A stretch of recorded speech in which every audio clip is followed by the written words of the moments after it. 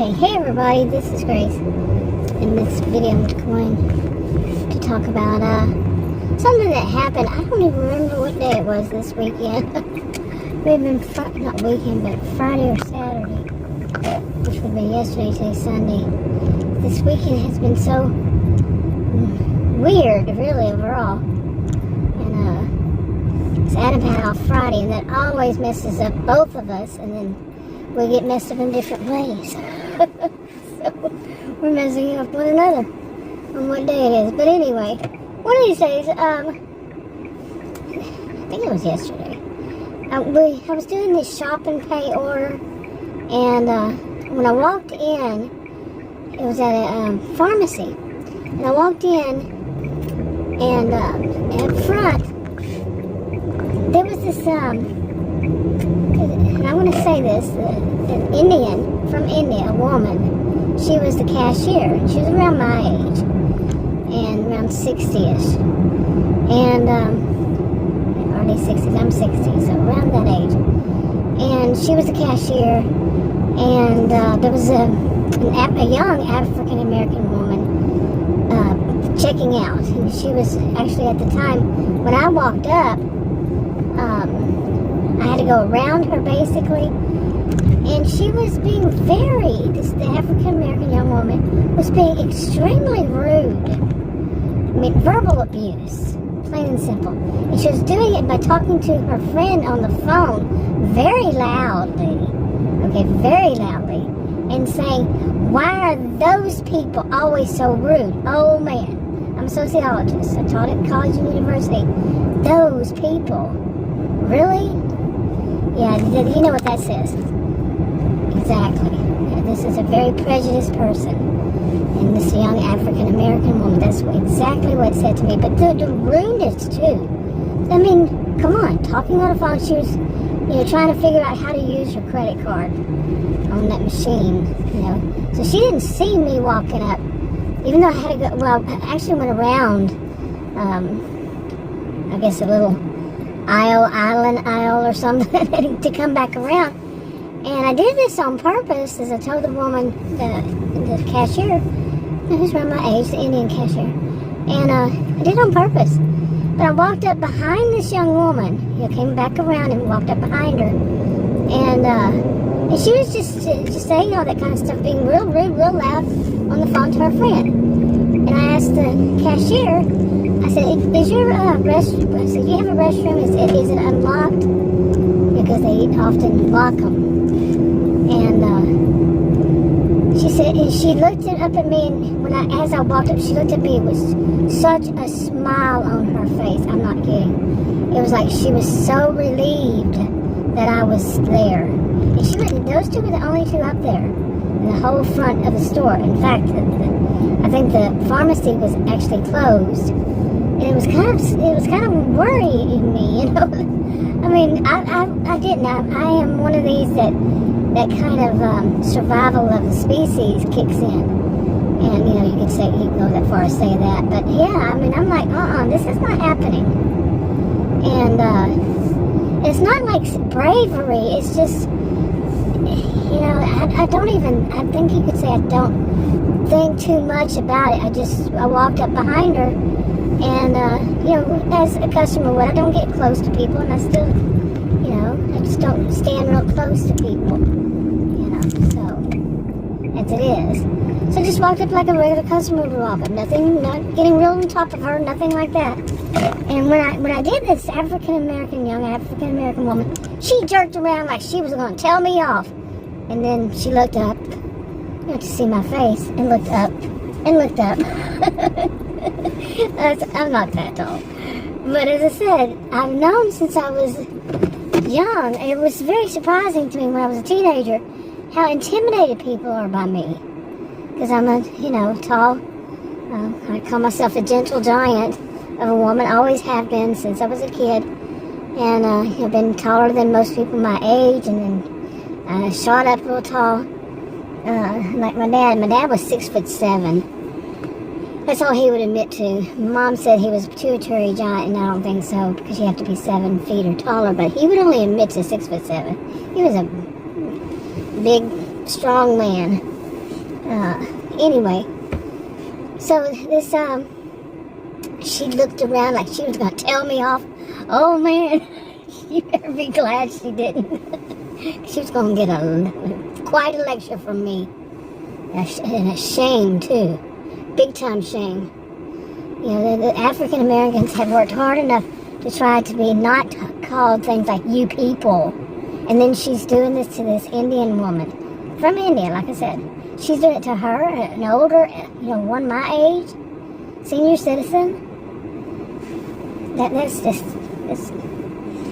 yeah. So anyway, so, the woman, she was, the cashier, she was happy that I interrupted and everything. She didn't know I did it on purpose. And, so she said, yes, it's open, it's unlocked, and you just go through there, and that gave that young woman enough time to pay for it and take it out the door. So, I guess she did, I don't know, I just turned around. And I figured she saw that somebody else was there to witness. It's really probably what it was. She saw this woman here is witnessing how her behavior, and she should be banned from any of those stores. It's a big chain. She should be banned, really, because you can't have verbal abuse, verbally abusive people thinking that just because they're all alone up there, or whatever they're thinking, that they can be verbally abusive to the cashier because she's of a different ethnicity. No, that should be banned. That should be punished. Verbal abuse needs to be punished. Okay, legally. And they can't. As far as I know, you can be banned from stores if you're being offensive. Okay, threatening, because aggression like that, the way she was doing that was very aggressive. And like her turning around to me like she was going to jump on me, pounce on me. And she was videoed. You know these pharmacies are going to be videoed. Everything. So, anyway. So I went to the restroom and, I was doing a shop and pay. So I shopped, got the stuff, went back up to the front, and the cashier, we had a little discussion. I said, do you know where this is? I mean, do they have other ones somewhere else? Because just one item. Okay. It's always just one item. Sometimes it's all items. And at least one they're not going to have. And so then when I went to check out, she goes, I really want to apologize to you. She said, when you come in, I was talking to a young woman, and, she was just being very rude to her friend, cussing and saying the F word to her friend about me. I said, I know what she was doing. I said, I heard it. I said, I interrupted on purpose. And again, she had that big smile on her face, like, wow, because, what a concept, people taking up from one another. Safety in numbers, you know what I'm saying? But she was like, yeah, right, that's how it should be. And it is how it should be. We should not be just all about ourselves. Now, I'm not suggesting to anybody, nobody, to do something like that. It's just who I am, how I am. Like I said, my degrees are in psychology and sociology, and where I grew up, that my whole lifetime, 60 years, it's just taught me to be, to interrupt, to be a balance there, saying, or put it out of bounds in that case. This young woman, talking on the phone, verbally abusive language toward a cashier all alone. And I understood what she was saying. She said, she told me the story. She told me that she can't just stand still and behind the cash register, which I totally understand. And so she has to walk around a little bit. Everything she was saying, sounded so much like me. I can't sit still or stand up too long or lie down even because of my edema. That's just me. I'm not saying anybody else. And what I experienced myself. And so I have to move around, or I can't be in one position for too long. And because of it, which is now getting so much better. It's unbelievably better since I figured out what was causing it. I did. I'm saying that again. I did. Since April, and this is October 22nd. Since sometime in April, and all these professionals, I've seen, doing air quotes, healthcare professionals, they were too busy thinking about other stuff. I don't know. None of them. I'm not saying all of them would. I'm saying the ones I saw. Another thing. Don't get me down that road again. But anyway, so she thanked me, for doing that. And, okay, that's it. That kind of thing. Now, no, that was Friday. Yeah, that was Friday. And then, because yesterday, a day later, Saturday, but it was not, that was during the day, earlier during the day. And Adam was with me. So then it was yesterday, it was at nighttime, and I delivered something. The guy came outside, it was dark, it was night. Adam was sitting in the SUV watching me, because that's what he's there for, safety. He was watching the scene, and the guy that lived there, he was probably a lot of people around my age. And he was saying that he had ordered from one of them, he had trouble with them the night before, and he had to go and tell me the whole story. And I said, yeah, that can happen. The restaurant mixed the orders up, but he was trying to blame the driver. Yeah, I said no. But anyway, so while he was talking, he said, and when driving way out there, you got a lot of, I said, I don't know how that part, I think I said, yeah, I know where it is. I've been out there before. Said I kind of like it out there. And that's in Murphy, I like it in Murphy. And he said, yeah, but you got a lot of those Indians out there. You know what I'm saying? What is this all of a sudden? A lot of, prejudice. People being prejudiced toward Indians here. And I'm talking from India, Indians. And so I was telling Adam after that, I told him, Adam grew up in a country across the globe. He's not from India. He's not from India, but anyway, he can relate to how some people are. And so, I know how people are. I've seen enough of that stuff, people being prejudiced and all. And I'm pretty, and like I told Adam, I said that I'm liking, I'm liking that I'm out more and running across a lot more people. This is a way to run across a lot more people. I said, and able to handle those situations like that. Because it's been a long time since I've had to handle situations like that. Seriously. Just out of the blue, boom. Someone, totally, stranger is being prejudiced. And I haven't had that, like I said, in so long. I cannot remember when. What is this sign before me? It says, study tunes canned meat? Do you see it? What the heck is that? Anyway, but I'm going to go over there and get us some chicken. But I wanted to tell that story. It's like, what's going on, people? Really? Fighting amongst yourselves again. This is why that whole thing of, like I said, I'm a sociologist, taught at college and university. And when I see people start fighting amongst themselves or against the ones that they think, instead of, well, I don't know how I can do that, but when you see all that tension between people, like the people who make videos saying it's all the customer's fault that they're not making enough money. No, it's not the customer's fault. The customer doesn't owe you crap. No tip. Doesn't owe me any tip. For these food delivery, shopping pays and stuff, they do not owe me anything. Period. So that whole fighting amongst themselves, I can understand if it's an individual, like that guy is an individual who was being prejudiced. Okay, that's an individual. I'm not saying all of them would be. But these are people who have an individual, and they say, and that dichotomous thinking, the customers are at fault.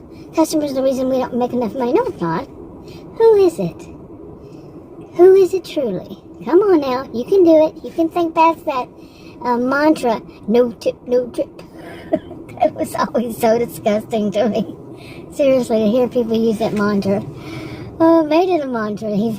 That's okay. Okay, you see our gas here? $2.98. It was less. One place, it was $2.79 recently. So I think we had just filled up. That happens so often. But really, all that kind of tension, I recognized this when I was a child. I am not kidding. When I was a child, I'm like, you know, I mean, I do have a genius IQ, seriously, I do. So as a child, you know, I was putting pieces of puzzles together in my mind of why are people like this toward one another. And the one way I saw it was, way back then, that's a long time ago, is that they're fighting amongst themselves instead of dealing with the issue of who's truly causing it. You know, I mean, ignorance is ignorance.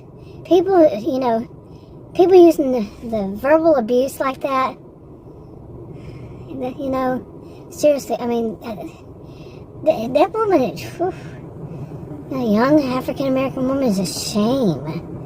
She should be shamed. Talking like that to anybody. If she would have turned around and said something to me, you know, anybody, if somebody else was from another ethnicity, she said something, you people, you know, why are those people? Man, those are the words that show, boom, ignorance, boom, you know, prejudiced person. That's it. I mean, they are very rare, and I've experienced it. When you ever say those people or these people, that it doesn't mean that. I mean, let's not go that all or none thinking again, because some things, you know, like people who say, like even me saying, if somebody says to me, "You're prejudiced," this of you know, doing that and saying, "Oh, you can't say anything to protect yourself against people who are doing that, who are saying that," and you're not prejudiced. It's just them trying to make you look bad to start off with. You see what I'm saying? And like, "Oh, you can't say I am not," because anything you say past that point is going to be used against you, even though they just verbally attacked you. You know what I'm saying? It's not always what you think. Okay, and just for the record, that has not ever happened to me. Okay, they're going to have to bring it to me. I'd ordered mac and cheese, and I guess they didn't have any. I don't know. Yeah, baked mac and cheese. So usually they have it. But I guess this will be fresh. Yeah, I should mention this now that I'm talking about this. There is it's not this place. There's a chicken place that Adam and I go to. Well, I went like, I don't know how long ago it was. Maybe it was a year or 2 years. I don't know the last time. And we had been going there for years. Okay. And then all of a sudden they got this new management. And the manager said, we go through the drive-thru and we order, and we said, "Can you make it fresh?" You know, they have different things, and it's very country. Okay. You know, the chicken, and then you can get these fried different things. Okay, I'm just going to put it that way. Some people might get grossed out.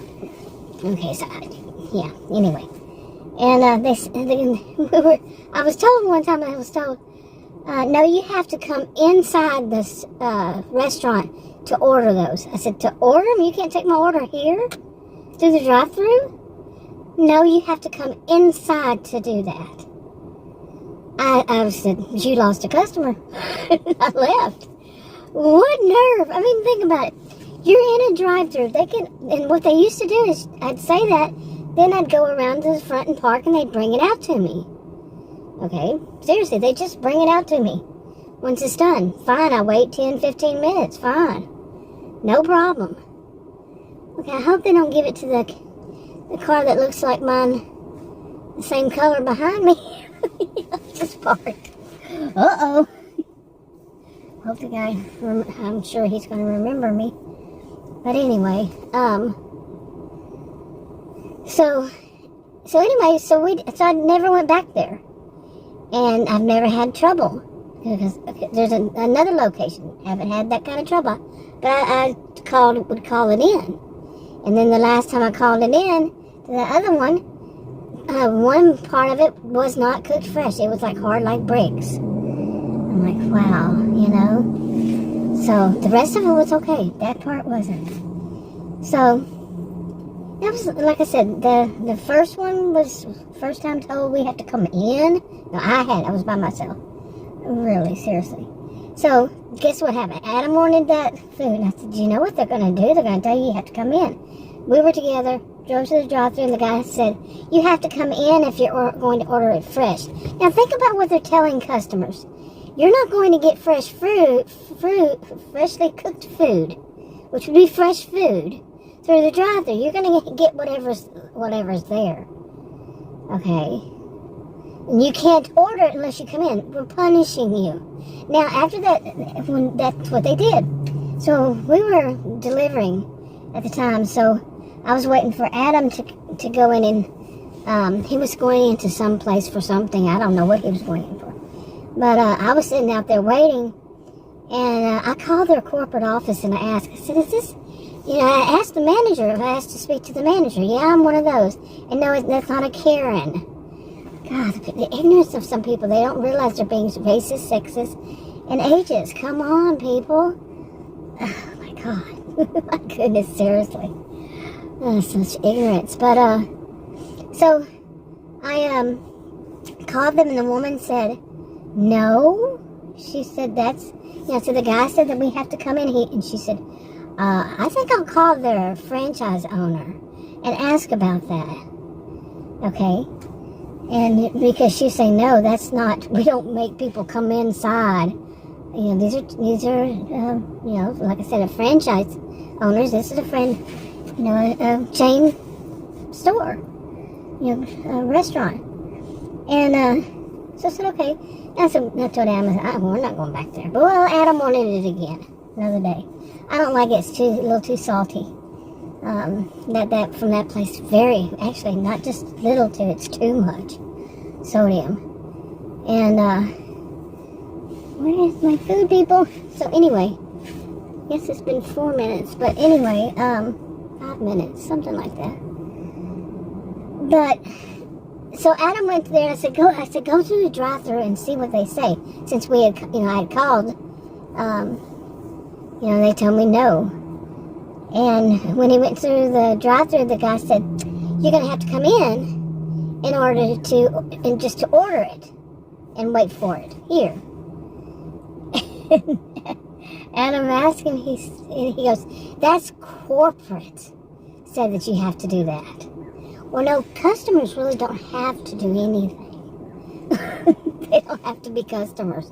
But anyway, Adam, he really wanted it, and I said, you're going to sell your soul. I wasn't with him. I was at home. I said, you go sell your soul for that chicken and the rest of it. But Adam gets it, because, how dare you to tell a customer, you got a job. We're going to punish you because you want your food fresh. If you go through the drive-thru, you're not going to get fresh food. Okay, it's not this chain, by the way. And, what nerve? I don't care if it is a franchise owner. No, he didn't say franchise owner. He said corporate office. And, I said, I'm not going to even call them and say anything. Because these are the things that I see so often. Some of this stuff is just so bad that these you give power to some, a little bit of power to some people. At least they see it that way. Like that manager of that one, and they take it a mile, and they make up their own rules, and then they claim it's corporate. Because no, the woman told me flat out that would not be a corporate decision. Okay, so he was lying. I don't think they changed their rules to tell customers. And like I'm saying, you're right. In essence, they're telling customers, if you go through drive-thru, it's not going to be freshly cooked. It could be sitting there. That's a way they could say it's going to. Well, we told you. Now, you tell me, what is the reason they would want you to go inside? Seriously, what is it? Control. They're telling you how you're going to do it and when. What way? They're controlling. They're bossing you around. A customer. Would you go there? I'm never going to go there. And Adam brought the food home, so I ate some. I said, oh, God. Gross. It was so salty. Oh, here's my food. Got my food. But anyway, that used to be the good one. That used to be the good store. But I have noticed a lot about restaurants when Adam and I are doing all these, like I said, for my health insurance, I'm doing these food delivery, shop and pay, shop and deliver, whatever's. And for health insurance, affordable. But there's a whole story behind all that. Anyway, since we've been doing since the end of July, one of the things that we both have noticed is that when you go into these restaurants, fast food chain ones, even a little mom and pop kind of thing, I don't know, you don't call it mom and pop, do you? But anyway, any of these restaurants, what is so noticeable, so very noticeable, is that, that darn flashlight. I told Adam to pick that flashlight up, it's his. But anyway, what's so noticeable is, whoa, that's kind of scary right there, right next to me. What's so noticeable is that there are people in them. And any time that we go in, I go by myself, most often during the day. Now he goes with me in the evening, late evening, or evening into a little bit into the dark, the nighttime. But man, what is this? People driving like crazy? Seriously. Okay, you're going way too fast. Way, way, way too fast. And anyway, real life happens while making a video. But, what we notice, no matter what time, there are not people in the restaurants. Very seldom do we see people sitting there eating. This morning was one exception. Sunday morning, there was a baseball team. Now, I've seen that on Saturdays, on the weekends. Baseball teams in there, soccer, all these, baseball, football, whatever it is the season. And there'll be some kids in there, or some people, Sunday especially for breakfast. But they're usually around my age or older. Anyway, but like even say for dinner time, lunchtime, dinner time, never. It's like very, very seldom. There are some really nice restaurants. They've made them really nice for people. Friday and Saturday night. Adam and I were going, what is this wasn't the first time. We've been saying that all along. Is no matter which one you go to, we've been to different ones. You just don't see people in them. I'm like, I can understand, weekdays, rush hour traffic here. It starts around 4 or so. If for people coming home from work, it's around 4 and it ends around 7 to 8. Seriously. So I can understand people not during the weekday, work days, not like getting their kids or their teenagers or whatever and going to restaurants and for dinner, being home by 7 o'clock, say, or whatever, if they're young kids. But no, seriously, you don't even see, like, when I was growing up, families did that whenever I was growing up. Teenagers were often dropped off at restaurants, so they can be with their friends. But maybe that was just the difference from then and now, or the size of the town, or whatever. Here's the city, it's the suburb of Dallas, northeastern I go to, suburbs of Dallas. But seriously, it's like, they're ghost towns. What you see most is like one of them is really nice, the way they have it. But when I walk in, it's going to be, there's a table with orders ready to be picked up and delivered. And that's it. There's no customers. There's no diners. There are no diners. Boy, I need to go back to school and learn English again. Wow. I can mess it up. Let me tell you, is and are and all this stuff. I can really mess them up. But, and I was a career student, just imagine. Anyway, but I don't know. I'm going to see these things because of my education and all that. But I've gotten to where I would like to see other people, pass the torch to them. And see other people, standing up for other people. Safely. I can't say what would be safe for anybody. None of us can. Because anybody can be dangerous. People can be dangerous. Anybody.